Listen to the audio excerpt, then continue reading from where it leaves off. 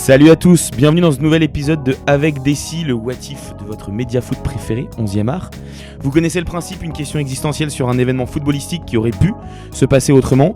Au menu, un contexte, des faits, une interrogation et un peu de science-fiction pour imaginer les répercussions et un déroulé différent. Et surtout au menu, avec moi mon fidèle acolyte, Val, comment tu vas ? Écoute, Flo, l'Olympique Lyonnais fonce vers la 3ème place du championnat de France. C'est toujours cool.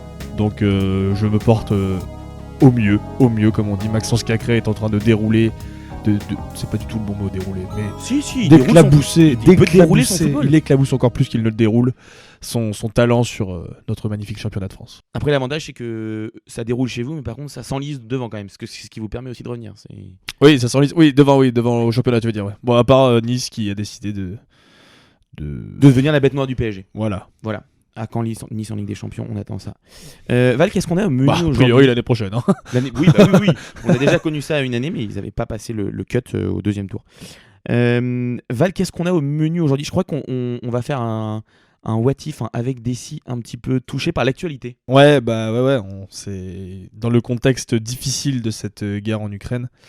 On a appris, et on en a discuté d'ailleurs un petit peu avec Jean-Baptiste Guégan dans la dernière émission. De toutes les répercussions géopolitiques. Et parmi ces répercussions géopolitiques, il y a évidemment le boycott au niveau des investisseurs russes, dont l'une des principales personnes touchées dans le monde du foot est évidemment Roman Abramovich. Et donc on a fait un petit focus sur qu'est-ce qui se serait passé si Roman Abramovich n'avait pas acheté le Chelsea. Le Chelsea Football Club.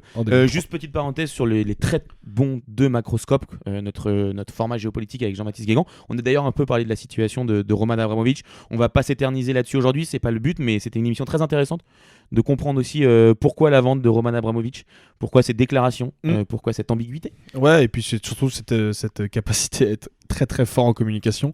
Et si on voulait compléter un petit peu, il y a évidemment Romain Molina qui a sorti une petite vidéo, je crois le même jour que nous, ou la veille, je sais plus. Il en a sorti deux, même sur le foot russe, mais sur le foot russe, une spécialisée sur Abramovich. Donc en tout cas, si vous ne le savez pas, effectivement, Roman Abramovich, plus important propriétaire de l'histoire du Chelsea Football Club, vient de déclarer qu'il mettait le club en vente, qu'il attend 3 milliards pour son club. J'ai vu 2 moi, mais... Ouais, on est entre 2 et 3 milliards. Ouais. Enfin, c'est pas nous, quoi, a priori, qui allons racheter le club. Non. Ni Conor McGregor. Mais n'hésitez pas à nous faire des dons sur notre Tipeee, quand même. Effectivement. N'hésitez pas à donner de la force à Conor McGregor aussi, qui veut racheter le club. Il y a déjà des pistes, d'ailleurs, un milliardaire turc, un milliardaire suisse, des Américains qui sont derrière. Beaucoup de gens très sympathiques, du coup. Après, je pense que c'est des gens qui ont compris que c'était quand même assez utile de racheter des clubs de foot en termes de visibilité, quoi. Exactement. Surtout comme Chelsea. Oui, et puis on fait confiance à Roman Abramovich pour tisser ses petits réseaux pour se faire acheter le club. Mais du coup, nous, on va se pencher sur ce nouvel épisode d'Avec Dessy. Et si Roman Abramovich n'avait effectivement pas racheté le Chelsea Football Club en 2003. Voilà, il rachète le club en juin 2003. Mais Val, d'un point de vue du contexte, c'est quoi le Chelsea Football Club à ce moment-là ? Déjà, il y a un truc qu'on ne sait pas forcément parce qu'on a souvent tendance à appeler considérer ce club comme étant un club de nouveaux riches. Alors, nouveau riche certes, mais pas nouveau du tout, puisque c'est un club qui est plutôt ancien, c'est une vraie institution en Angleterre. C'est un club qui a été fondé en 1905, si je dis pas de bêtises. C'est ça. Donc voilà, une vraie institution et un club phare du football anglais. Effectivement, c'est pas un des géants du foot anglais, c'est pas un Liverpool, un Manchester United, voire un Arsenal, mais c'est un club important dans le championnat anglais.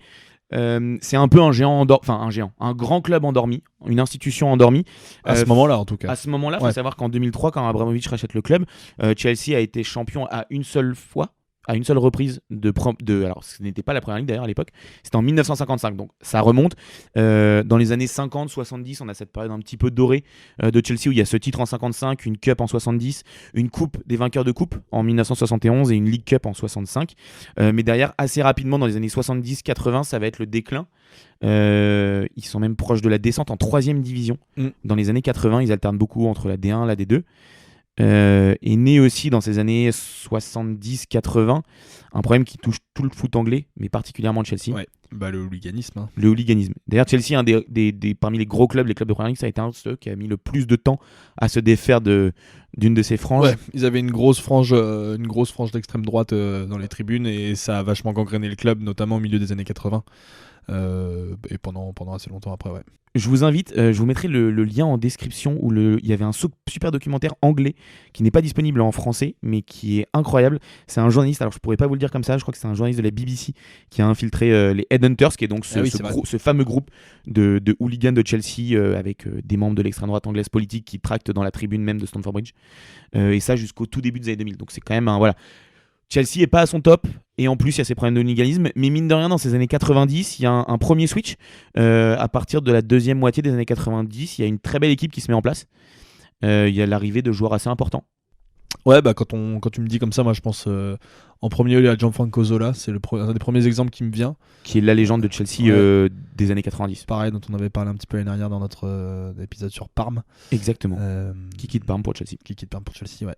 Après cette magnifique épopée Ces magnifiques épopées même en Coupe de l'UEFA à Parme.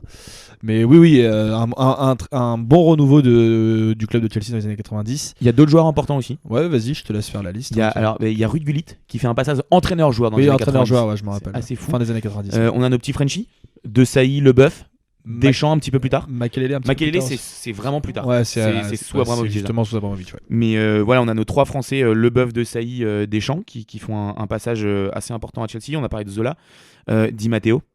Roberto Di Matteo, qui a été un joueur important, et Gustavo Poyet. Et un entraîneur important. Ouais. Et Gustavo Poyet, qui a été un entraîneur moins important pour Bordeaux.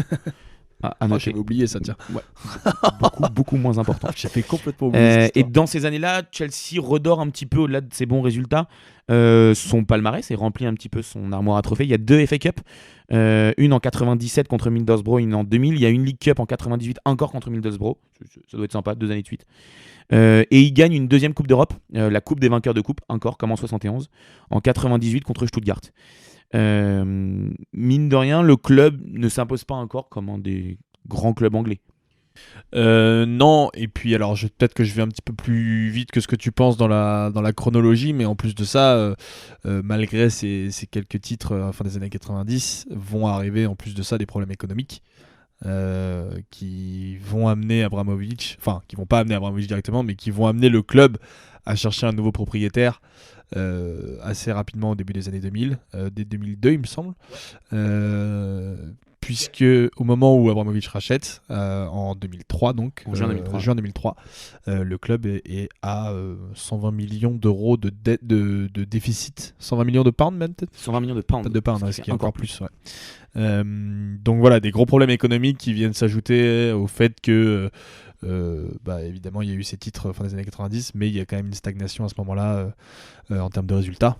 Ouais, ce qui est bizarre justement, c'est qu'il y a ces problèmes économiques et le club, alors ce n'est pas encore un des géants anglais capable de rivaliser avec Manchester United, Arsenal, Liverpool, voire même Newcastle, le Newcastle de Shearer dans ces années-là, mais en 2000 ils arrivent à attirer l'homme au nombre incalculable de bancs entraînés, de bancs sur lequel il s'est assis, Claudio Ranieri, qui arrive en 2000. Il y a Lampard qui arrive en 2001 en provenance de West Ham, qui est tout jeune à ce moment-là. Il y a Terry qui était déjà là d'avant. Il y a Terry qui est déjà là, et on a ces périodes-là où le club finit 6e en 2001 et en 2002. Donc c'est un club qui a un parcours plutôt solide. C'est pas un club qui est en train de vriller complètement à cause de ses problèmes financiers.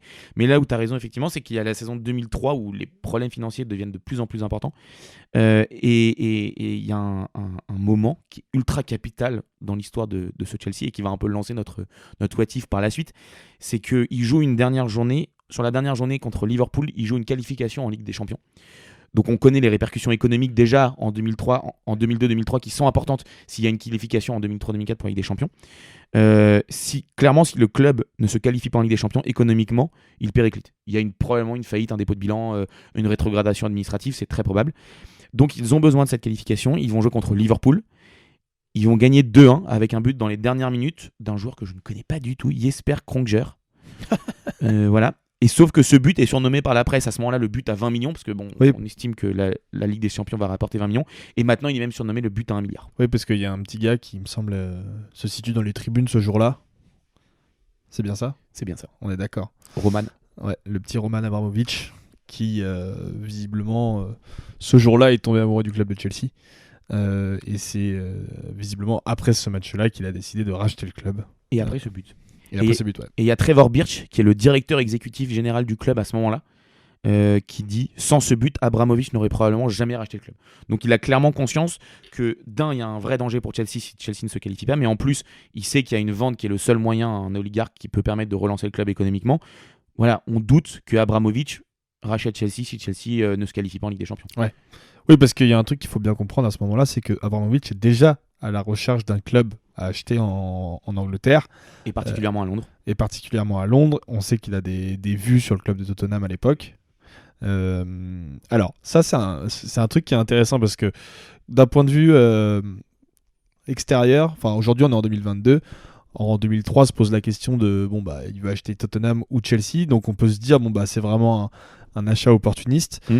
Je pense qu'il y a beaucoup d'avis qui sont d'accord pour dire ça au final, que Roman Abramovich a développé un vrai amour au final pour Chelsea. Oui, je pense que ça c'est pas fin. C'est pas ? Ce n'est pas quelque chose cet amour n'est pas fin. Effectivement, c'est pas uniquement un élément pour lui. Le club n'est pas uniquement pour lui un élément pour s'insérer dans la société anglaise. Alors c'en est un évidemment. Non mais c'en est un. Mais c'est pas.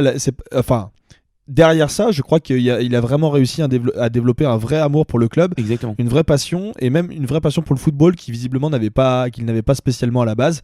Je pense que ce fameux but à 1 milliard a joué aussi, a contribué fortement à le convaincre d'investir dans sa club. Mais voilà, il faut quand même noter que, alors, à l'origine, c'était vraiment un investissement d'opportunité et aussi de diplomatique, géopolitique, tous les mots qu'on peut utiliser qui finissent dans ce qu'on appelle alors le London Grad. Ouais, c'est un petit peu plus tard le London Grad. Ouais, mais il participe à le mettre en place. Bien sûr. Ce nombre d'oligarques et de milliardaires millionnaires russes à Londres. Mais voilà, donc il faut bien comprendre que cette opportunité-là a découlé ensuite d'un vrai amour pour le club et d'une vraie passion pour le football. Exactement, donc grâce à ce but de Jesper Kranker, Chelsea décroche la qualification. Abramovich, on le disait, rachète le club en juin 2003 pour 140 millions de pounds, donc déjà un montant qui aujourd'hui paraît dérisoire par rapport à la plus-value qu'il va faire. Il faut se rendre compte qu'Abramovich, donc c'est ce milliardaire russe qui vient de l'énergie, qui a rendu Sibneft, un géant de l'énergie, directement à Gazprom et à l'État russe. Il est assez proche de Poutine. Il est jeune, il a 37 ans au moment où il rachète. Donc il est assez proche de tous les oligarques, notamment exactement. L'ami Berezovski, c'est ça ? C'est ça. Si j'écorche pas. Alors du coup, il est à la Sibneft avec lui. Et effectivement, ils vont ensuite se dissocier un peu parce que Berezovski, lui, va se détacher de Poutine, ce qui va l'obliger à mourir. Voilà. Après des années de fuite en Angleterre, à se cacher, il va finir par être. Alors c'est un suicide. Officiellement, c'est un suicide. Oui, bien sûr. On dit rien. T'as fermé les fenêtres ici parce que moi j'ai peur. Et donc il rachète le club pour 140 millions de pounds et immédiatement on se pose la question, quelle va être sa politique ? Est-ce qu'il est là pour sauver le club ? Est-ce qu'il est là pour en faire un des plus grands clubs ? Bon, tout de suite, il répond à la question. Visiblement, ouais, c'est un projet. D'ailleurs, ça va être un autre sujet de What If, mais il investit énormément à tout va, sans même regarder forcément la valeur des joueurs. Les joueurs sont souvent beaucoup plus payés. Enfin, les coûts des transferts sont souvent beaucoup plus importants que la réelle valeur des joueurs en question. C'est quelque chose qu'on a vu aussi avec le PSG. Il y a aussi au-delà de. Si, un petit peu. Un tout petit peu. Mais il y a aussi au-delà du fait d'être novice dans le foot et les autres se disent tiens, c'est le pigeon de service. C'est aussi un moyen de dire. Je me fous du prix, je montre que je peux payer et maintenant vous allez causer avec moi parce que j'implante mon club comme un des clubs les plus riches. Donc effectivement, ce premier mercato, il y a plus de 100 millions de pounds qui sont dépensés dès l'été 2003 avec l'arrivée, on a parlé tout à l'heure, de Claude Makelele en provenance du Real. On a Damien Duff, on a Véron, Joe Cole. Claude Makelele, ça lui a fait une belle jambe. D'accord. La combienième du coup ? Ouais. On a Scott Parker aussi qui signe, qui lui va moins marquer. Non, j'essaye de faire une transition parce que là elle était dure celle-là. Terrible. On a l'image du short sur mesure de Chelsea. Voilà. Et pour le coup, cette première saison 2003-2004 avec tous ces recrutements, elle marche plutôt bien. Chelsea va finir deuxième. Ouais, derrière les Invincibles d'Arsenal. C'est Ranieri qui est toujours sur le banc. Ils vont faire une demi-finale de C1. Contre Monaco, qui est perdu. Contre Monaco, ouais, c'est vrai. Et évidemment, deuxième pour une première saison et une demi-finale de C1, c'est pas suffisant. Donc on vire Ranieri et on fait confiance au petit José qui vient de gagner la Ligue des Champions avec Porto contre Monaco. Qui arrive directement, fait une entrée fracassante dans le foot anglais. Ouais, à ce moment-là, c'est directement 2 titres de champion avec Chelsea. Je suis le Special One. Je suis le Special One, évidemment. Toute la légende qui a derrière lui. Et puis la continuité de tout ça, c'est que le club va continuer à grandir. Alors il va y avoir une multitude d'entraîneurs qui vont se succéder, mais il y a des performances qui s'accumulent, que ce soit sur le plan national ou sur le plan international, enfin continental même. Ouais. Il y a cette finale de Ligue des Champions en 2008. Il y a cette finale gagnée en 2012.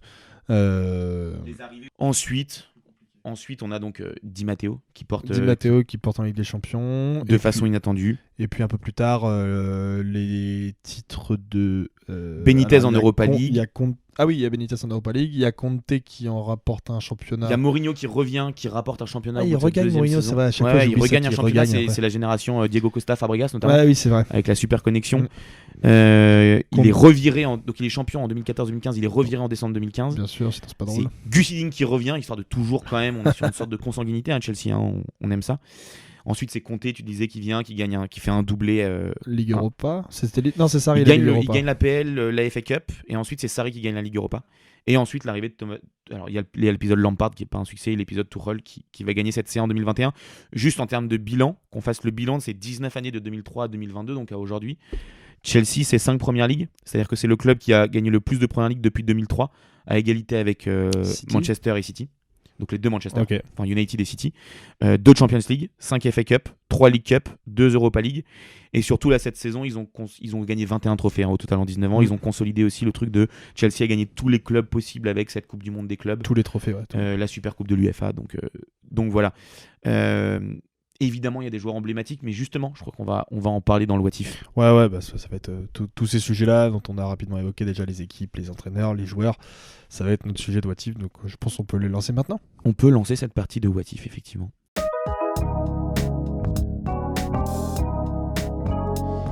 Alors, ce avec Décival, le premier What If, avant de s'attarder sur les joueurs, les clubs, si Abramovich ne rachète pas le club en juin 2023, c'est quoi Chelsea ? On l'a évoqué tout à l'heure, c'est compliqué. En tout cas, c'est compliqué de se projeter. Évidemment, ça, c'est toujours les questions qu'on pose dans nos débuts de What If, surtout quand on pose la question d'un rachat de club. On s'était posé la même question avec le PSG sur le dernier épisode. C'est évidemment une des questions les plus compliquées à laquelle répondre parce qu'à l'époque, il n'y a pas énormément d'autres noms de repreneurs cités pour éventuellement racheter le club de Chelsea, qui est pourtant un club anglais, donc on sait, un club londonien en plus.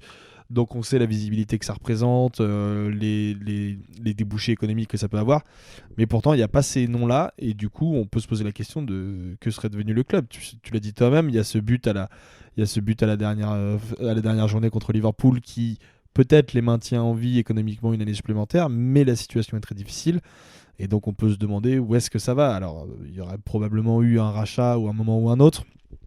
Mais est-ce que ce rachat aurait eu lieu en première division, en troisième division, en quatrième division, suite à une rétrogradation administrative éventuellement ? Ça, c'est des vraies questions qu'on peut se poser. Après, dans la perspective, donc l'avantage de notre format, c'est qu'on peut poser des questions et on peut émettre des hypothèses. Dans la perspective où le club reste en première ligue, là encore, c'est assez difficile de se projeter. Est-ce que le club aurait réussi à gagner des titres ? Alors, probablement pas des Ligues des Champions. Sauf s'il y aurait eu un investissement aussi important, mais j'ai du mal à me projeter sur un club. C'est un peu comme si aujourd'hui on se demandait si Southampton allait gagner 2 Ligues des Champions dans les 20 prochaines années, quoi. Avec une différence, moi justement, je suis complètement d'accord avec toi. On est soit sur une faillite et le club est rétrogradé dans les divisions inférieures, soit sur un club qui au final vivote économiquement parce qu'il y a la Ligue des Champions, mais qui grosso modo va être un club de milieu de tableau anglais, ou voire plus, mais plutôt de Coupe de l'UEFA, d'Europa League. J'ai juste un bémol à apporter à ça, c'est que le fait que ça soit quand même un club important dans l'histoire du foot anglais, particulièrement à Londres, dans un championnat qui, au milieu des années 2000, explose économiquement grâce aux droits télé, en fait, je me pose la question de est-ce que les Émirats Arabes Unis, qui en 2008 rachètent Manchester City, ils vont pas plutôt jeter leur dévolu sur Chelsea, ou est-ce que le Qatar, plutôt que d'aller à Paris, ils vont pas à Londres pour investir sur Chelsea ? Ou même aujourd'hui l'Arabie Saoudite avec Newcastle. Je pense qu'il y a vraiment un potentiel. Aujourd'hui, tous les clubs anglais sont quasiment détenus par des milliardaires. Donc en fait, est-ce que Chelsea n'est pas racheté par un autre milliardaire ? Et finalement, c'est ça. Après, cette question-là dépend uniquement de la situation économique du club. Si le club est relégué administrativement dès 2003 ou 2004, je vois pas pourquoi ces investisseurs viendraient investir à Chelsea plutôt qu'à Fulham ou à d'autres clubs comme ça, ou Newcastle qui est même un club un peu mythique à l'époque. C'est effectivement c'est possible. Peut-être que pour moi ce qui me force à pousser que ça serait plus à Chelsea, c'est le côté histoire du club, le côté que c'est quand même un club très populaire à Londres. Ouais, mais regarde Fulham. Ouais, mais Enfin, c'est moins populaire. Le stade est 2 fois plus petit Oui, je suis d'accord. que Stamford Bridge. West Ham ou des trucs comme ça. Ouais, West Ham par exemple, c'est vrai que Mm.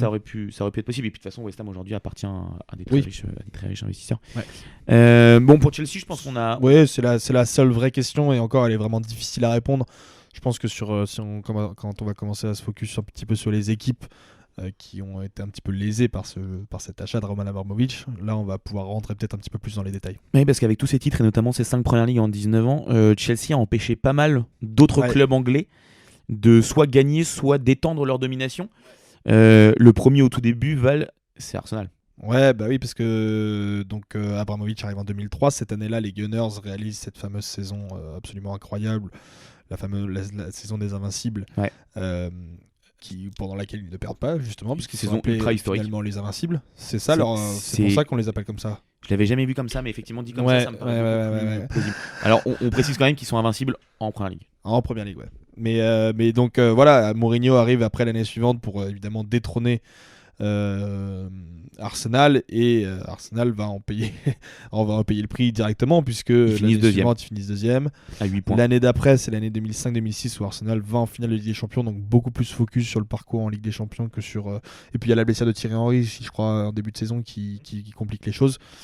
Mais voilà, et si on avance un petit peu dans le temps, Arsenal a vraiment été un club lésé aussi sur le plan continental, puisqu'il y a cette fameuse finale de 2019 qu'ils perdent en Ligue Europa contre Chelsea.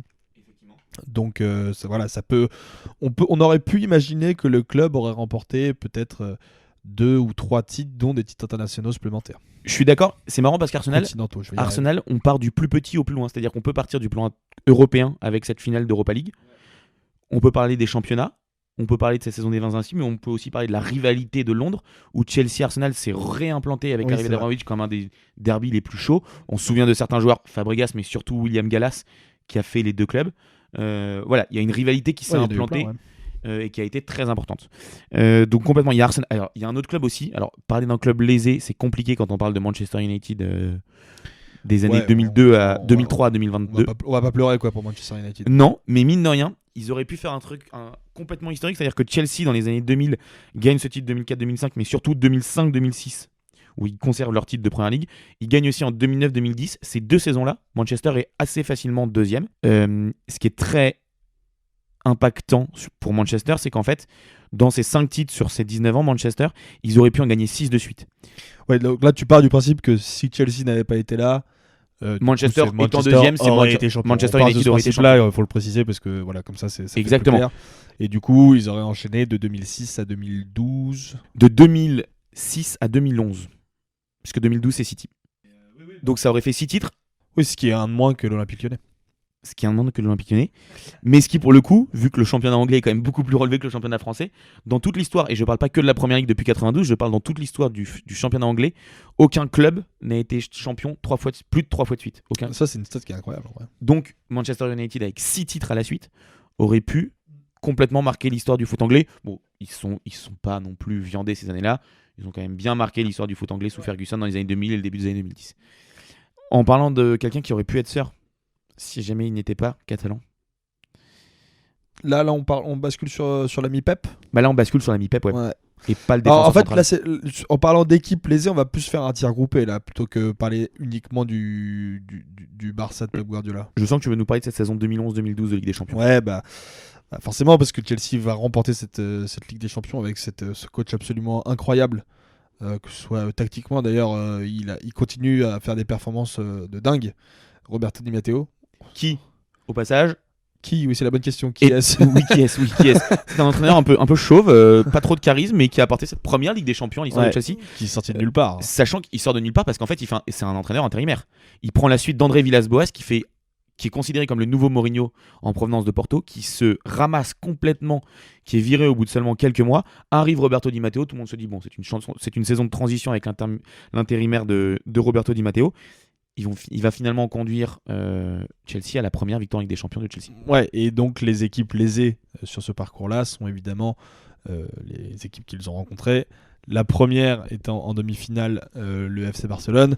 Le Barça qui sort à l'époque de 2 victoires en Ligue des Champions sur les 3 dernières années. 2009-2011. C'est la dernière saison de Guardiola. Et là, on se dit bon bah voilà, le Barça a la possibilité d'asseoir sa suprématie sur l'Europe. qui, je pense que ça aurait été peut-être s'ils avaient réussi. En vrai, on en reparle beaucoup de ces 4 ans de Guardiola au Barça parce que il y a cette demi-finale contre Chelsea où ils se font éliminer mais complètement contre le cours du jeu au match retour au Camp Nou avec ce petit lob de Ramirez qui était magnifique, je sais pas si vous en rappelez. Oh oui. Et il y avait déjà aussi cette demi-finale de Ligue des Champions contre l'Inter en 2010. Si on revient un petit peu sur ces 4 ans-là, le Barça aurait très probablement pu réussir un triplé, voire un quadruplé. Ouais. C'est-à-dire qu'aujourd'hui, avec le rétro, on voit le quadruplé du Real comme quelque chose d'incroyable, mais le Barça, avec le jeu en plus, Guardiola, Messi, Xavi, Iniesta, c'est la meilleure équipe pendant 4-5 ans du foot européen, et au final, ils ne gagnent que de Ligue des Champions, jamais deux de suite d'ailleurs. Et effectivement, 2012, quand ils se pointent face à Chelsea, on se dit ils vont faire qu'une bouchée de Chelsea. Ouais, c'est ça, exactement. Donc on peut vraiment considérer cette équipe comme une équipe lésée. Après, la victoire de Chelsea n'est pas volée, à remettre en cause, hein, mais elle n'est pas volée. Après, c'est une équipe défensive. C'est une équipe complètement défensive. On va retrouver d'ailleurs ce schéma-là en finale contre le Bayern Munich, avec là encore un scénario un peu dingue.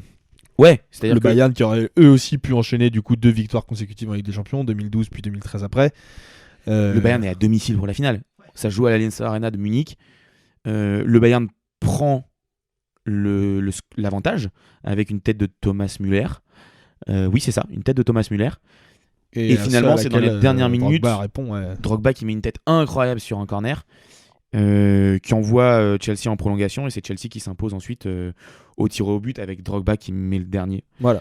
Mais voilà, petite précision, quand on parle d'équipe lésée, on parle d'équipe lésée en termes de résultats sportifs. On parle pas d'équipe lésée en termes de mérite. C'est-à-dire que Chelsea mérite cette victoire probablement. Enfin, c'est un autre débat, on va pas le faire maintenant, mais voilà, c'est juste pour dire que toutes ces équipes-là auraient bénéficié d'un palmarès plus important si Roman Abramovich n'avait jamais racheté le club de Chelsea. Exactement. Ou en tout cas, très probablement. Exactement. Il y a un autre club qui est plutôt lésé, et qui est plutôt même doublement lésé. Je m'explique. En 2003, quand Roman Abramovich réfléchit et finalement achète Chelsea, on le disait tout à l'heure, il est en discussion avec Tottenham.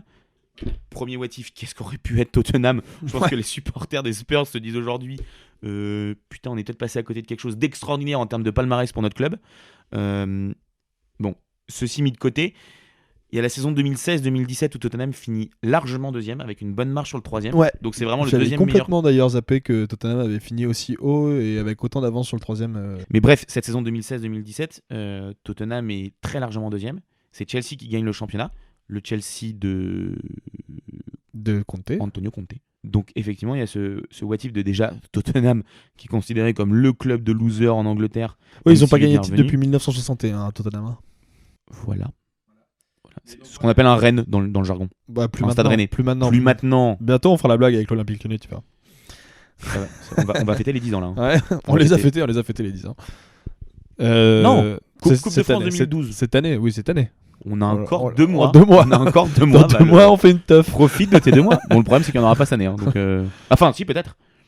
Non. Direction l'Europa League. Ouais. D'accord.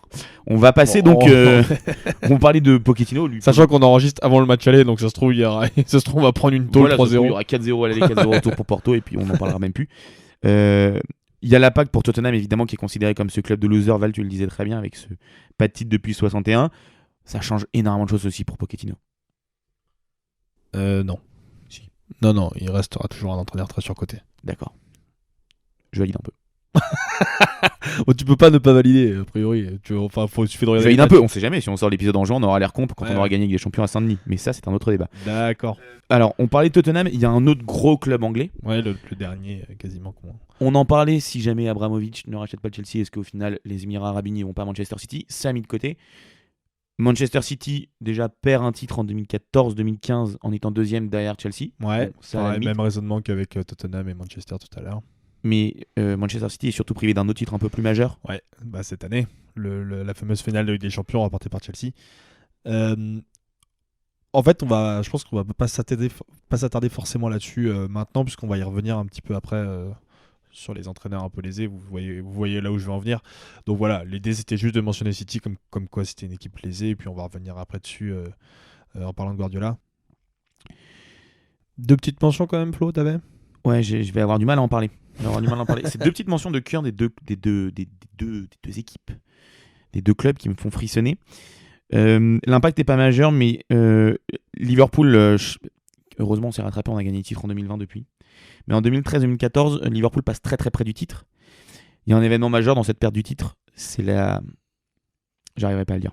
Val. C'est la glissade de Stevie G, évidemment, qui a lieu contre Chelsea. Voilà, c'est un but de Dembaba. On passe au suivant. On peut se poser la question de savoir si... Si Mourinho, moi je me souviens de ce match, si Mourinho ne bétonne pas complètement contre Liverpool, parce qu'il y a une forte rivalité depuis 10 ans avec Liverpool, je suis pas sûr que Chelsea a les capacités en réalité de battre s'il n'y a pas cette glissade et s'il n'y a pas ce jeu de Chelsea qui a aucun intérêt à bétonner comme ça contre Liverpool. Et qu'il le fait cette même saison, histoire de planter un deuxième couteau dans mon petit cœur. Dembaba, encore lui, j'avais vraiment sur une saison pour moi, qui plante le PSG à 10 minutes de la fin. On se souvient de cette espèce de tacle glissé affreux. Le PSG a gagné 3-1 à l'aller avec un but de Xavier Le Berger. De Javier Pastore, juste un des plus beaux buts de l'histoire du PSG avec des champions, bref. Le PSG perd 2-0 à Stamford Bridge au retour. Moi, je pense que cette élimination, on est en 2014. On est en avril 2014, elle a un immense impact sur le PSG dans les saisons à suivre. C'est-à-dire que le PSG, c'est pas une élimination qui est ridicule, c'est pas une remontada, mais je pense qu'elle contribue à la remontada parce que les Parisiens à ce moment-là se disent on a déjà vécu une fois un retournement à 10 minutes de la fin contre Chelsea, et je pense que dans le scénario de la remontada, ça joue un petit peu aussi. Donc je pense que l'impact sur le PSG est assez important. Voilà, j'ai fini de me faire mal. Donc je vais te laisser la suite du podcast. Val, tu voulais nous parler d'un coach. Cette fois-ci, on va faire un what if sur des coachs. Il y a un coach qui souffre. Qui souffre ? Oui, on va commencer par celui qui souffre. D'accord, celui qui souffre. C'était le petit teasing que j'ai fait il y a à peu près 2 minutes sur, évidemment, sur Pep Guardiola. On va pas revenir dans le détail sur pourquoi il souffre parce qu'on l'a déjà expliqué, mais il y a évidemment cette demi-finale de 2012 avec le Barça où ils sont éliminés par Chelsea. Et il y a cette finale de 2021 qui est probablement... je pense l'un des plus grands regrets de Guardiola dans sa carrière, de ne pas réussir à l'avoir gagné, parce que elle serait venue conclure tout un règne enclenché par Guardiola il y a 5 ans, à son arrivée en février 2016, où il aurait réussi par gagner quand même 4 titres de champion d'Angleterre. Ce qui est énorme. On se rend pas compte, surtout vu le niveau retrouvé de la Première Ligue sur ces années-là, avec des entraîneurs de très très haut niveau. Donc il aurait réussi, il aurait mis une espèce de ponctuation à cette épopée qu'il a eue avec City. Bon, visiblement, il aura quand même une seconde chance cette année, je pense, s'il continue à jouer à ce niveau-là. Et puis il en aura d'autres probablement dans sa carrière. Il en aura d'autres dans sa carrière, mais bon, là c'est pareil, c'est Guardiola dans l'imaginaire collectif, c'est probablement le coach du 21e siècle, très largement. Alors peut-être derrière Mourinho pour sa décennie 2000, mais bon, en termes de révolution de jeu... En tout cas depuis 12-13 ans, c'est le coach. Il n'y a absolument aucun débat. Et la problématique de cette légende, c'est qu'il n'y a pas de Ligue des Champions, il n'y a pas de titres continentaux dans cette période-là. Et dans l'imaginaire, je pense que c'est important qu'à un moment ou un autre, Guardiola remporte une Ligue des Champions avec City. Parce qu'il n'a pas réussi à le faire avec 2 énormes clubs pour l'instant qu'il a eu à coacher, qui étaient le Bayern et Manchester City. Il faut qu'il mette cette ponctuation, tu le disais très bien. Ouais, il faut qu'il arrive à gagner et à se détacher de sa dépendance à Lionel Messi qu'il a eu au début des années 2010. C'est exactement ça, parce qu'à la limite, le titre de 2012 qu'il aurait pu avoir s'il ne se fait pas éliminer par Chelsea en demi-finale, bon, alors ça consacre 2 fois de suite et 3 fois en 4 ans un Barça stratosphérique. Ouais. Ok, mais effectivement, là où je trouve que tu as totalement raison, c'est que cette C1, cette Ligue des Champions de 2021, où en plus il se plante un peu en finale, déjà je pense qu'il la perd contre Chelsea. Il la perd aussi parce que c'est contre un club anglais, cette finale de 2021 contre Chelsea. On se souvient de l'année où il se fait éliminer par Liverpool en quart ou en quart de finale de Ligue des Champions. Oui, c'est ça, en quart de finale de Ligue des Champions. Ouais, il y a eu l'événement contre Tottenham aussi. Il y a eu l'événement contre Tottenham. Il a du mal à jouer les clubs anglais. Donc je pense clairement que cette finale 2021, il la gagne si c'est pas un club anglais. Surtout on parlait de la faiblesse. Mais là où je te rejoins complètement, c'est que en plus, il gagne. C'est un aboutissement pour lui de gagner enfin sans le Barça. Ouais. Sans un système de jeu que lui connaît parfaitement, et surtout sans Xavi, Iniesta, mais surtout sans Messi. Bien sûr. Parce que beaucoup de critiques, alors je sais qu'on n'est pas de cet avis-là, disent oui, mais Guardiola sans Messi n'a pas gagné des champions. Alors c'est un fait, c'est vrai. Ouais, et puis même au-delà de ça, il y a cet aspect très psychologique qui rentre en cause ces dernières saisons en Ligue des Champions. Il y a le match contre Tottenham où alors il tombe aussi contre un Minson qui est complètement en grâce et qui peut tirer de n'importe où et marquer. Mais La VAR aussi. il y a la VAR, mais bon, après, il y a aussi la défaite contre Lyon.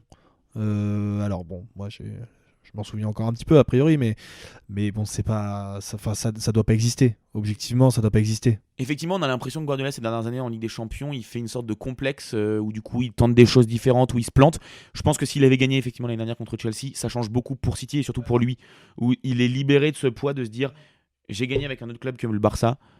Et puis, Je suis tranquille. t'as l'impression qu'il a vraiment, depuis 4-5 ans, t'as l'impression qu'il intellectualise beaucoup trop ses avant-matchs et sa Sur les façon grands de événements, réfléchir sur les grands événements, à tel point il est vraiment dans l'impression dans des parties d'échecs à aller chercher des trucs qui n'ont pas forcément besoin, et peut-être même à trop complexifier sa façon de voir le jeu et de penser le football. Et ouais, et t'as l'impression que, bah, comme tu dis, s'il gagne cette Ligue des Champions l'année dernière, il est un peu libéré de ce poids-là. Ouais, c'est la partie what if sur Guardiola et je pense qu'il est décomplexé. Bon, il y a un autre entraîneur qui a souvent été mis comme le rival ultime de Guardiola. Alors, depuis 4-5 ans, c'est plus trop le cas. 6-7 même, je pense. Ouais. Le José. Si Chelsea n'est pas racheté par Abramovich, José Mourinho n'arrive pas à Chelsea. Ça, c'est une certitude. Ouais, il y a des chances que ça se fasse pas. Ouais. José Mourinho, il a fait beaucoup de clubs. Il a eu des réussites ailleurs, notamment à l'Inter. Mais son club, c'est Chelsea. Ouais. Et au-delà de ça, on peut se poser la question de qu'est-ce qui serait devenu d'un point de vue médiatique, parce que quand il arrive à Chelsea, il gagne cette Ligue des Champions avec Porto, donc déjà il y a une hype qui est énorme autour de lui, ce qui est totalement compréhensible, surtout qu'il arrive à ce moment-là pour l'année 2003-2004 avec des intentions de jeu qui sont quand même beaucoup plus intéressantes que le football un peu rétrograde qu'il essaie de mettre en place aujourd'hui avec ses différentes équipes. Donc il y a une vraie hype autour de lui, et lui il s'en empare énormément médiatiquement.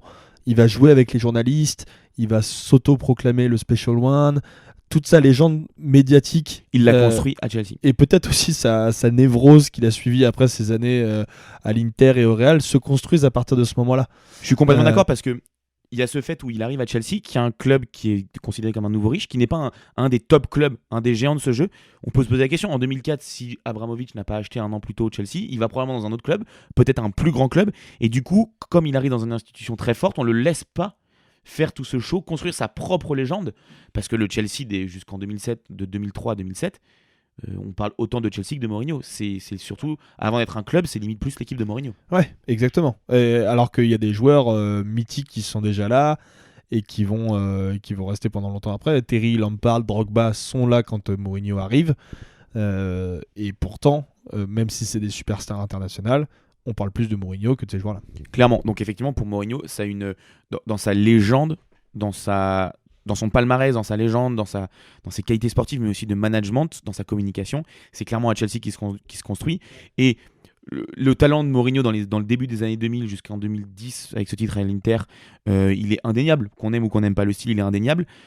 Maintenant, on peut se poser la question de qu'est-ce qu'il aurait été s'il signe dans un autre club, s'il signe, je sais pas moi, au Bayern, s'il signe... On peut se poser aussi la question de est-ce que s'il ne revient pas à Chelsea Ouais, s'il revient pas à Chelsea. Et en même temps, le fait de revenir à Chelsea, c'est un peu au final, c'est aujourd'hui son dernier. C'est son dernier titre, ouais. Titre important. Mais sur l'image laissée, moi je me souviendrai qu'il s'est quand même fait virer à la fin, plus que finir sur son titre, ce qui est évidemment compliqué de se dire bon bah voilà, j'ai été champion, je vais pas me barrer juste un an et demi après que je sois revenu. Mais la suite est difficile en plus pour Mourinho. C'est ça qui est vraiment difficile, au-delà même des résultats et des tollés médiatiques, mais même plus dans l'analyse du jeu. On sent qu'il est complètement dépassé aujourd'hui par le football moderne et par son grand rival qui est Guardiola. Exactement. Mais quoi qu'il se passe, ils sont à des années-lumière du football d'aujourd'hui, quoi. Enfin, en termes de vision, les deux. Quoi qu'il se passe, même s'il a été viré 2 fois sur ces 2 passages, ça reste la légende ultime de Chelsea. Et même si on confond joueur et entraîneur, il est dans le top 5 des légendes de ce club. On en a pour fini pour ces 2 coachs. Mais il y a d'autres hommes qui nous intéressent. Ce sont les hommes qui sont sur le terrain. Dans ces années, Val, il y a des joueurs ultra majeurs. Juste un petit mot peut-être pour quand même Vas-y. mettre en valeur le taf d'Antonio Conte, qui aura réussi à gagner en Italie énormément, et qui, je pense, s'est véritablement affirmé comme un coach plus en allant gagner une première ligue avec Chelsea. Et en concrétisant tout ça en plus après avec l'Inter. Mais je sais pas si il serait autant reconnu aujourd'hui s'il n'avait pas ce titre en première ligue. Je suis d'accord que ça contribue à sa légende. Mais comme Ancelotti, le fait d'avoir gagné la première ligue, de se relancer, parce que ça faisait 2 ans qu'il n'entraînait plus après le Milan, 2-3 ans, ça le relance. Puis Ancelotti, surtout, il va peut-être finir par gagner dans tous les championnats. Ouais, et ça sera Ouais. incroyable. Non, pas l'Allemagne, du coup. Non, il lui manque l'Allemagne, ouais, puisqu'il a gagné dans tous les autres Parce que ça championnats. n'a pas trop marché au Bayern pour lui. Bon, du coup, j'en viens à ce que je voulais dire tout à l'heure, Val. Il y a beaucoup de joueurs qui ont marqué en bien comme en mal l'histoire de Chelsea. On va s'attarder sur les premiers, ceux qui ont marqué plutôt en bien, voire en très bien, qui sont clairement rentrés dans la légende, si ce n'est la légende du team de ce club. Il y a beaucoup de joueurs. John Terry, Petr Cech, César Azpilicueta. Ouais. Il y en a 3 quand même. Ivanovic. Ivanovic. Il y en a encore beaucoup d'autres, mais il y en a 3 qui sortent très clairement du lot sur ces années et qui se mettent au niveau d'un Greaves ou d'un Zola. C'est le trio Lampard-Drogba qui a joué ensemble, et ensuite Eden Hazard. Qu'est-ce qui serait de leur carrière si Abramovich ne rachète pas le club en 2003 ? Lampard, on va le faire chronologiquement parce que c'est le premier qui est arrivé au club. Il arrive 2 ans avant. Ouais, 2 ans avant, 2001, ouais c'est ça, 2 ans avant. Et bon, on connaît ses statistiques en club, plus de 200 buts marqués. Après la question c'est de savoir, il arrive dans un Chelsea qui n'est pas le Chelsea si souverain en championnat et sur le plan continental. Est-ce que du coup le club de Chelsea n'est pas plus un tremplin pour lui qu'autre chose ? Est-ce qu'il reste aussi longtemps ? Est-ce qu'il devient une légende de ce club ? Pas persuadé, surtout si on peut envisager des vraies difficultés financières, des rétrogradations ou des trucs comme ça. Il reste pas longtemps, et surtout je pense qu'en fait il reste pas longtemps parce qu'il s'en va effectivement dans un club plus huppé. Alors peut-être, là c'est complètement d'hypothèse, mais peut-être à Arsenal, peut-être à Manchester, peut-être à Liverpool, peut-être qu'il part à l'étranger. Mais Peut-être en tout au cas, club racheté par Abramovich. peut-être dans l'autre club, peut-être à Tottenham, du coup effectivement. Lampard, sa carrière est très clairement impactée. 3 ans après Lampard arrive la légende ultime de Chelsea. Ouais, Didier Drogba, ouais. Déjà, on peut D'ailleurs, il va revenir à Marseille bientôt. Ouais. Non, mais c'est là-dessus que j'allais, venir. Ah merde, J'allais enchaîner. Je me suis dit, est-ce que Et s'il revient à Marseille non, mais est-ce qu'il part de Marseille déjà ? Je pense que oui. Ouais, il part pour plus de 30 millions, ça veut dire que c'est déjà un joueur qui a Ouais, vraiment c'est une vrai, cote incroyable. Mais il reste qu'un an, ça c'est dingue la cote qu'il a alors qu'il est resté qu'un an. C'est pas du tout pareil avec Karim Ziani. Là où je te rejoins. Waouh. Je voulais entamer sur un truc sérieux, mais là je suis obligé de verser dans le second degré. Je vais essayer de récupérer mon sérieux. Je vais faire plaisir à mes amis, je sais même pas pourquoi je dis ça, Marseillais. Bref, si j'en ai peut-être. Non, c'est ouais, Alex. Allez, soyons gentils. Je pense évidemment, si Abramovich ne rachète pas le club, Didier Drogba part probablement dans un autre club. Il ne construit pas sa légende à Chelsea. Donc il n'est peut-être pas autant attaché à son futur club ou à ses futurs grands clubs. Ça ne m'empêche de penser que Drogba a la même carrière. C'est un joueur tellement fantastique. Il a la même carrière un peu partout. Ça, c'est pas le problème. Mais je pense que comme il a cette relation avec Chelsea, c'est ce qui le pousse à revenir à Chelsea après son passage à Galatasaray. Oui, c'est vrai. Eh ben, mes amis marseillais, je pense que si il ne part pas à Abramovich, si Abramovich ne rachète pas le club, et que donc Drogba n'est pas à Chelsea, il revient, je pense. Il revient plutôt que de revenir à Chelsea dans les années 2014-2015. Je pense qu'il revient à Marseille.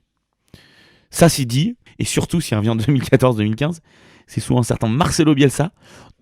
Donc, imaginez-moi pas sûr qu'il aurait pris la place de l'immense André-Pierre Gignac à ce moment-là. Non, c'est vrai. Et puis même de Michy Batshuayi sur le banc cette saison-là, Oui, c'est compliqué.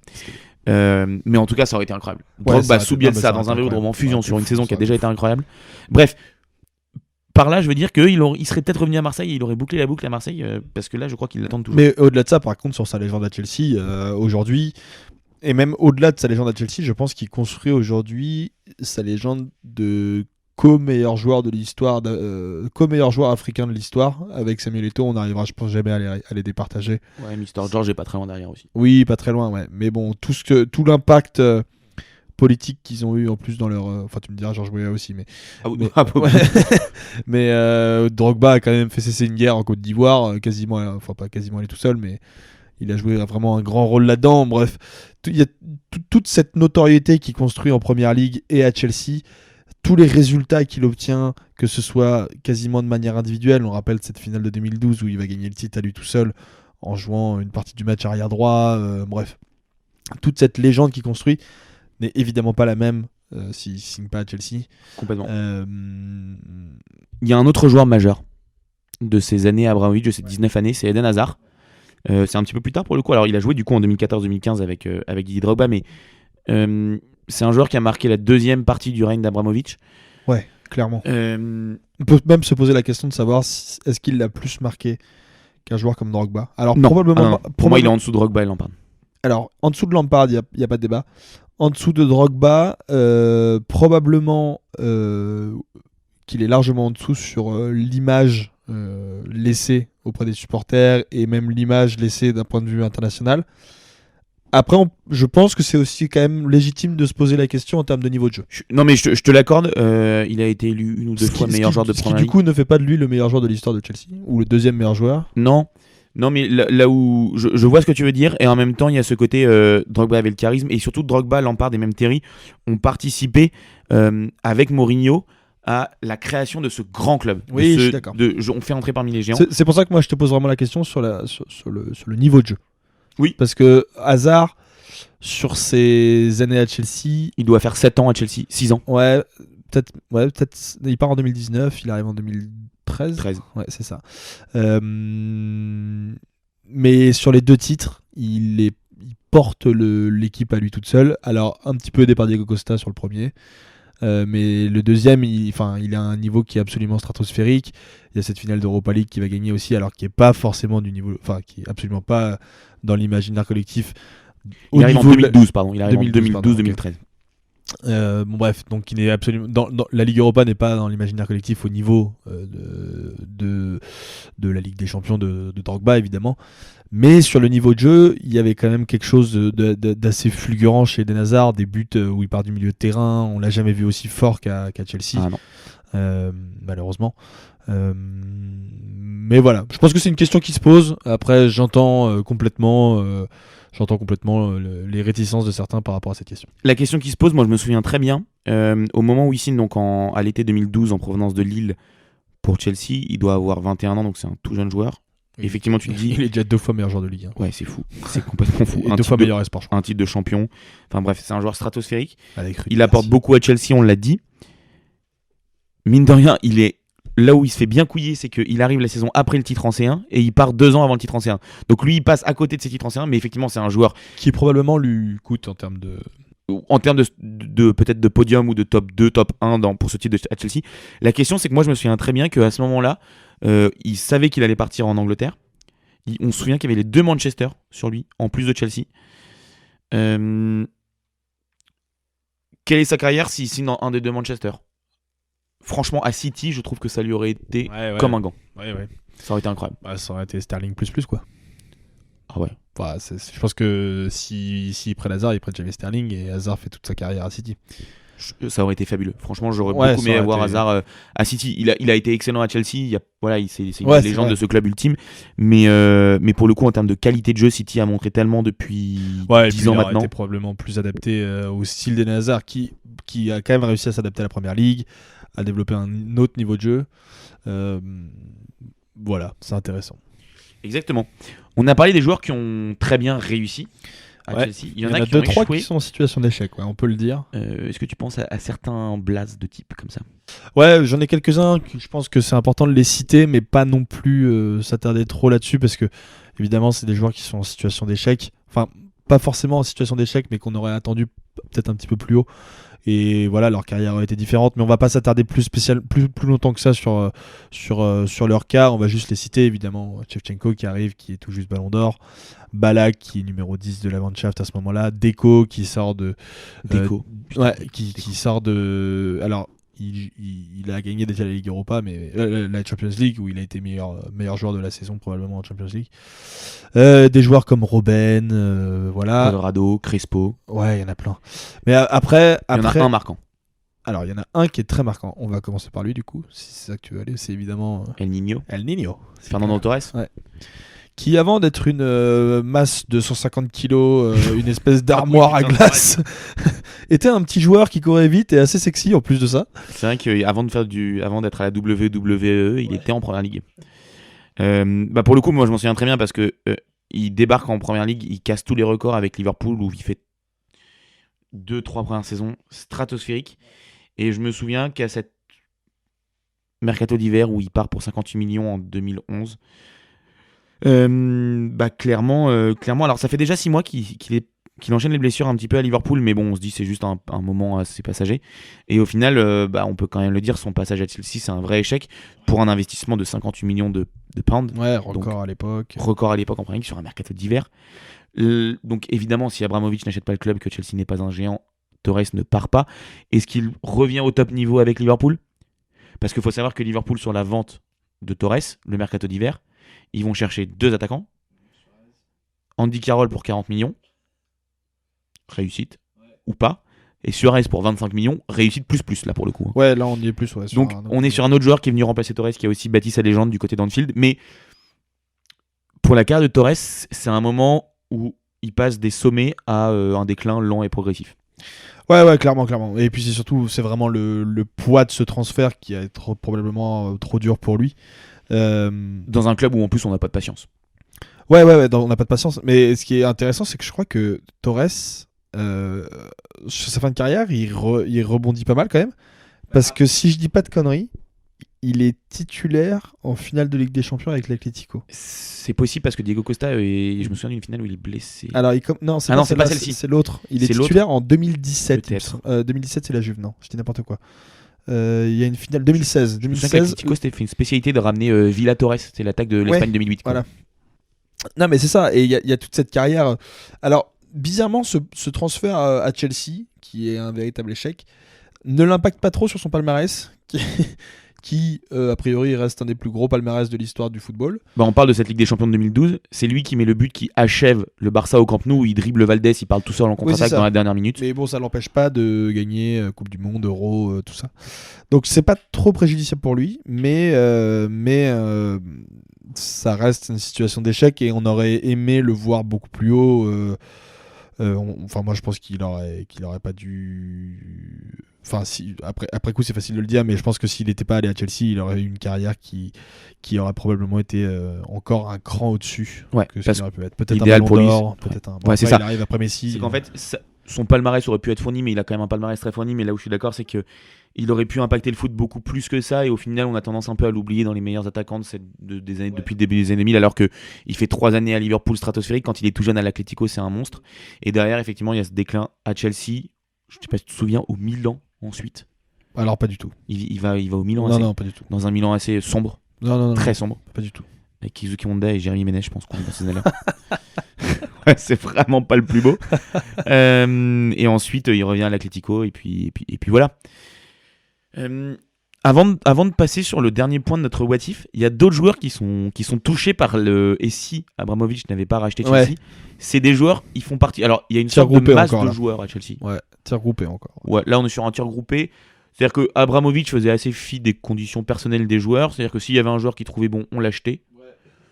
Et puis s'il n'était pas bon, on le revendait. J'en ai 3 en tête qui me viennent là. Gaël Kakuta. Alors presque. Ça pourrait être ça pourrait être un anagramme. On n'est pas loin parce que je pensais à Lukaku. Ah oui. Voilà. Qui est revenu en ce moment à Chelsea. Qui est revenu. Qui veut repartir. Tous les passages de Lukaku à Chelsea ne sont pas des grands succès. Dans le même cas, il y a évidemment Mohamed Salah et il y a évidemment Kevin De Bruyne, qui sont des joueurs qui ont tous les 3 été achetés très tôt par Chelsea, qui ont été prêtés à gauche, à droite, vendus assez rapidement et qui ont, je ne sais pas si rebondir c'est le mot, qui ont explosé. qui ont explosé littéralement dans d'autres clubs que Chelsea. D'autres clubs anglais en plus. D'autres clubs anglais, ouais. Donc voilà, c'était les 3 joueurs en situation d'échec à Chelsea qui auraient probablement eu un destin différent si Abramovich n'avait pas racheté le club, parce qu'ils n'auraient pas perdu peut-être ces années-là. Mais en même temps, tu vois, De Bruyne, c'est quand même un profil très très bizarre. Hein. Il vient à Chelsea, il se barre à Wolfsburg. C'est des joueurs qui percent vraiment au très haut niveau après des débuts prometteurs sur les 25-26 ans. Quoi. Ouais, c'est ça. Donc voilà, c'était les joueurs qu'on voulait évoquer un petit peu. On va pas non plus s'attarder trop longtemps sur ces joueurs-là parce qu'en fait, la suite. Ça pourrait être des what if en soi directement. Et si De Bruyne et Salah étaient restés, Chelsea est différent. Là où je suis d'accord, c'est que leur carrière aurait été différente. Ils auraient peut-être pas perdu ces années-là. En même temps, ces années-là, ils ont peut-être forgé pour faire les joueurs qui sont aujourd'hui avec cet esprit un peu de revanche et d'expérience qu'ils ont acquis. Avant de terminer ce what if, Val, on a un dernier point sur ce what if. C'est tout ce qui a amené Chelsea dans le foot mondial et notamment le foot européen. Chelsea a beaucoup fait bouger le foot européen en devenant en 2003 quasiment le premier des nouveaux riches. Ah oui, d'accord, tu veux aller là-dessus, ok, moi j'avais un autre point après, mais on l'évoquera un petit peu plus tard. On l'a dit tout à l'heure, Abramovich arrive, et premier fait d'armes qui arrive, c'est qu'il sort le chéquier. 100 millions de pounds la première année. Non mais au-delà de cette première année, il sort le chéquier sur les 20 prochaines années, quoi. Sur les 20 années suivantes. Je crois qu'en termes de transfert, il a dépassé les 2 milliards. Voilà, et il n'hésite pas à investir énormément, peu importe le prix, peu importe les joueurs. L'idée, c'est de montrer qu'on est là, montrer aussi une espèce de forme de soft power russe, de se dire, bon bah voilà, y a les Ruskov, nous sommes là. C'est très très bonne imitation de russe. J'irai pas la guerre avec toi, parce que tu me ferais peur. J'ai l'impression que t'es un espion, t'es un double espion. Tu parlais des indemnités complètement folles de ces 2 milliards quasiment dépensés sur le marché des transferts. Non, c'est toi qui l'as dit ça. Oui, non mais on parlait de ça. Il l'a pas fait que sur les joueurs. C'est quand même un propriétaire qui a donné. Oui, il aime bien donner des petits chèques aux entraîneurs. 110 millions dépensés juste en licenciement de coach. Là, je parle même pas de recrutement, en licenciement de coach, dont quasiment 31 millions de pounds. Juste pour José Mourinho viré 2 fois. Voilà. Donc Laurent Blanc à côté est un enfant de cœur. Ouais, Leonardo Jardim aussi, il est pas à plaindre, mais il est pas à plaindre. Bah surtout que lui, il l'a fait 2 fois en 6 mois, Jardim, avec le même club. Donc ça, c'est absolument exceptionnel. Exactement. Au-delà de ces dépenses assez folles, il y a ce côté où Chelsea arrive avec un oligarque russe comme un peu le premier nouveau riche avec une puissance vraiment étrangère derrière. Il influence beaucoup le foot qu'on connaît aujourd'hui, notamment quand on parle de nouveau riche, on parle de City. Ouais. Bah en fait, la conséquence de Paris et Newcastle. Oui, et puis il y en a d'autres, enfin des investisseurs très riches qui. Non, côté vraiment nouveau riche, c'est-à-dire que d'un coup devient des géants européens. Bien sûr, mais quand il arrive en 2003, ça n'existe pas, et c'est un peu une tendance qui se développe après l'arrivée d'Abramovich. Tu l'as dit, City, PSG, aujourd'hui Newcastle, même si on est beaucoup plus tard. Voilà, c'est le premier de la lignée de ces nouveaux clubs qui viennent exploser et qui aussi se servent du football comme un moyen politique. Je pense que sans Roman Abramovich, Jean-Baptiste Guégan serait apiculteur en Bourgogne. J'ai un doute sur la Bourgogne. Ouais. Apiculteur, j'en suis sûr. J'ai un doute sur la Bourgogne. Mais oui, il serait apiculteur, c'est sûr. Il a une passion pour les abeilles en plus. C'est fou. Il en parle dans son nouveau bouquin d'ailleurs. Oui, et puis il adore le miel. Ouais. C'est très bizarre. Effectivement, nouveau riche, c'est le premier. En plus, dans ces années, il rachète en 2003. On sort d'années où, alors c'est pas du tout des nouveaux riches. On avait fait une émission sur Parme, le Par de Parmalat, où c'est pas des nouveaux riches. Chez eux, des clubs qui un jour se disent waouh, on va tout claquer pour faire une faillite. Ils savent qu'ils vont vers la faillite, mais ils font 2-3 années extraordinaires. Ouais, c'est vrai. On a Parme des années 90. On a un peu après la Deportivo La Corogne en Espagne qui a le même profil. Mais effectivement, là, c'est le premier des nouveaux riches et va en suivre derrière beaucoup. Et je pense qu'on va encore en voir arriver derrière. Ouais, clairement, c'est la conséquence. Et puis, si tu te projettes encore un petit peu plus loin, sans Roman Abramovich, il n'y a pas les Émirats, il n'y a pas le Qatar. Il n'y a probablement pas non plus le fair play financier qui a été la conséquence de tous ces nouveaux riches. Voilà, cet achat-là, il faut bien se rendre compte, a changé aussi un petit peu la face du football mondial, en faisant entrer le football véritablement dans l'ère du sport business, avec des conséquences bien plus larges que des simples entreprises de foot qui gagnent beaucoup d'argent, avec des conséquences sportives, avec des conséquences géopolitiques. On en parle aujourd'hui, d'où ma blague avec Jean-Baptiste Guégan. Des conséquences politiques. On peut parler de Gazprom aussi, qui a avalé littéralement l'entreprise d'Abramovich avant de se faire nationaliser. Bref, tous ces trucs-là. Avalé, mais il a bien digéré le truc de son côté, Abramovich. Il n'y a pas de souci de ce côté-là. Non, ça va. Mais oui, c'est clair que c'est le premier des nouveaux riches et qui commence à déstabiliser un peu l'ordre des clubs historiques qui gagnent tout le temps, les Bayern, Real, Barça, Manchester, Liverpool. Et les clubs italiens. Ouais. On va pas les oublier. Est-ce que tu as un autre point, Val ? Ouais, moi j'avais un autre point, parce qu'on a parlé un petit peu de... là, à l'instant, on vient de parler de la conséquence économique, politique, etc. Moi j'aimerais revenir un petit peu à des trucs un peu plus émotifs et parler un petit peu d'histoire, mais d'histoire footballistique. Sur les 20 dernières années, Chelsea est un club référence dans l'histoire du football. il faut le dire, des matchs font partie aujourd'hui du patrimoine mondial du football. J'en ai quelques-uns en tête à vous citer. Le 4-4 contre Liverpool en demi-finale de Ligue des Champions. La victoire à Barcelone, dont on a déjà parlé. La défaite à domicile contre le Barça avec le but d'Iniesta. Toujours en 2009, on avait fait un top 10 là-dessus sur les plus belles confrontations aller-retour en Ligue des Champions. Ces 2 matchs ils sont dans le top 10. Ouais. Entre autres, le but de Drogba contre le Bayern. Les 2 matchs de Ligue des Champions contre le PSG. Alors peut-être plus un souvenir... peut-être plus un petit peu partie du patrimoine français. Je me souviens que du deuxième. Le premier. Il n'y en a pas eu un troisième après? On a la tête de Thiago Silva, mais le premier dans le jeu. Si, il y en a eu un troisième après en plus, non? Il n'y a pas eu une troisième confrontation? Peut-être que je dis des conneries. Ça me dit quelque chose. Ouais, je crois que si. Bon, bref, en tout cas, tout ça pour dire, même, enfin, au-delà de la Ligue des Champions, de tous les matchs que je viens de citer, c'est vraiment un club, voilà, un club mondial, un club qui fait partie de l'histoire du foot. Je vous parle même pas de. Je vous parle même pas. Je vous parle même pas des matchs de championnat. La glissade de Gerrard, ça fait partie du truc. Non mais toutes les embrouilles, Mourinho, Wenger, ça fait partie. Mourinho, Ferguson, ça fait tout ça, ça fait partie. Mourinho la terre entière. Ouais, un petit peu, ouais, mais tout ça, ça fait partie vraiment voilà, de l'histoire du foot et de la légende. Aujourd'hui, quand tu parles du Mourinho, tu parles de Chelsea, tu parles de ses embrouilles, tu parles de tout ça.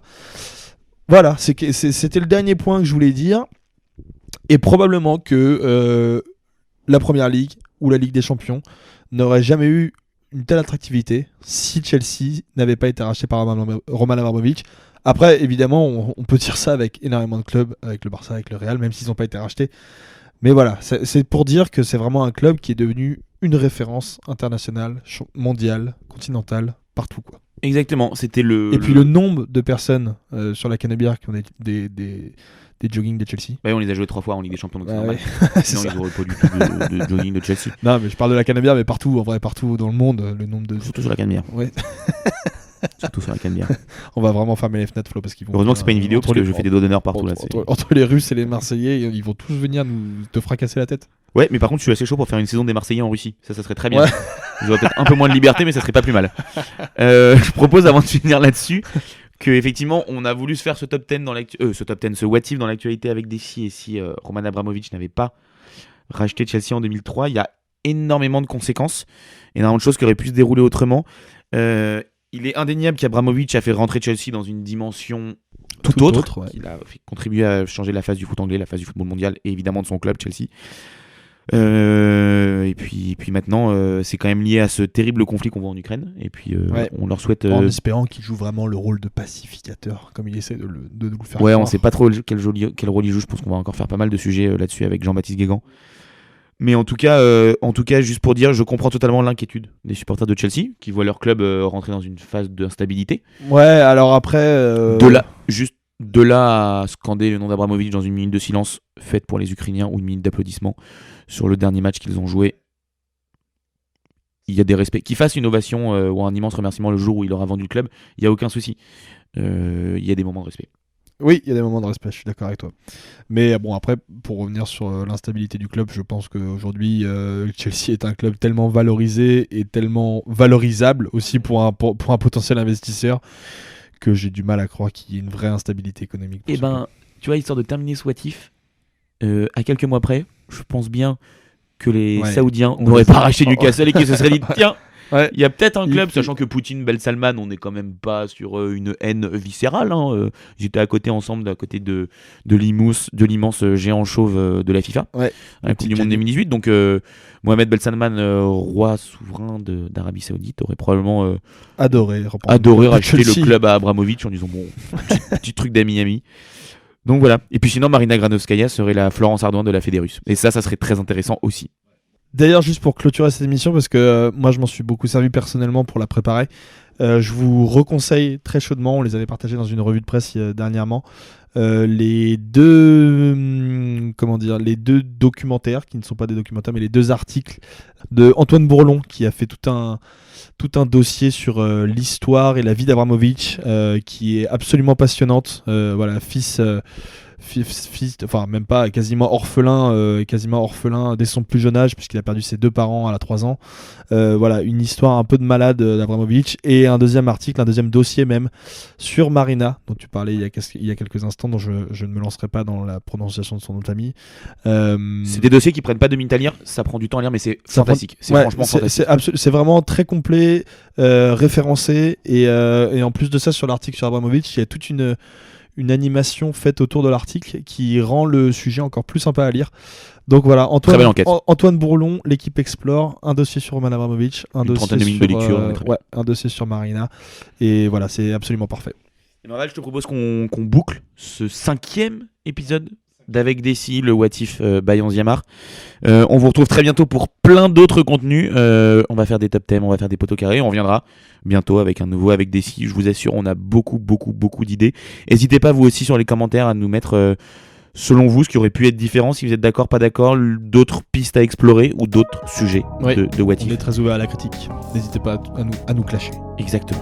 Bon bah Val, je crois qu'on a fini la boucle pour ce What If. On vous retrouve tous très bientôt avec donc plein de nouveaux formats. Salut. Allez, ciao.